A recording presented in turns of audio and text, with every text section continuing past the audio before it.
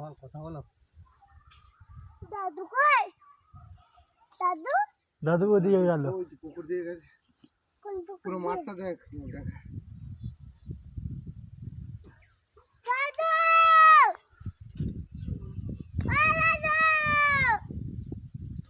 আসছে দাদু আসছে, যাচ্ছিস কেন?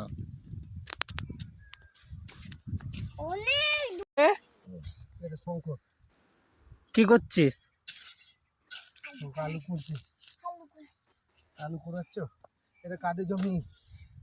আমাদের। ঠিক আছে। বাবা কি করছে? বাবা আলু আলু